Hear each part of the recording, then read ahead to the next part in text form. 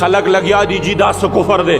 ما وې څه کفر دی؟ اختر ورځې ته وګوره بجلی نشته، اختر ورځې ته وګوره بجلی ځي راځي. دا دومره لوی کفر څه چلو شو؟ زمونږ غوښې خرابېږي.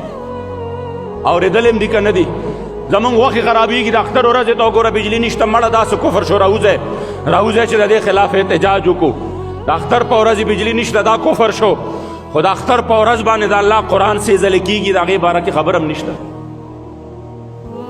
د هغې باره کې خبر هم نشته، د هغې باره کې غصه هم نشته، د هغې باره کې یو بل سره ناست هم نشته چې راغونډ شئ لکه په دې باندې سوچ وکړو چې آخر په دې مبارکه ورځ باندې په سویډن کې د اختر په اجتماع کې د اختر د جمعې د مانځه نه پس یو بدبخته ملعون په سرکاري پروټوکول کې راغلی دی د الله قرآن سیزي.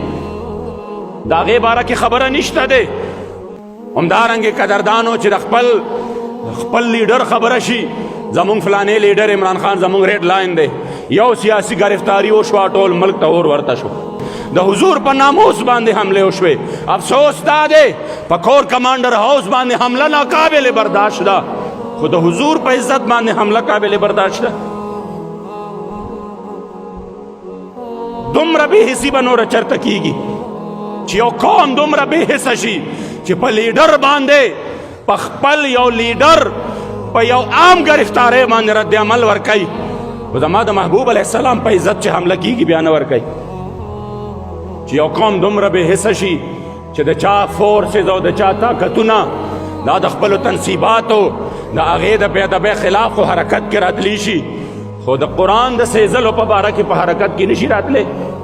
چې د چا غوري، شاهین او ابدالي دا د مصنوعي سرحداتو تحفظ دپاره حرکت کې راتلی شي، خو د ایمانی نظریاتو د سرحدونو د حفاظت دپاره حرکت کې نشي راتلی.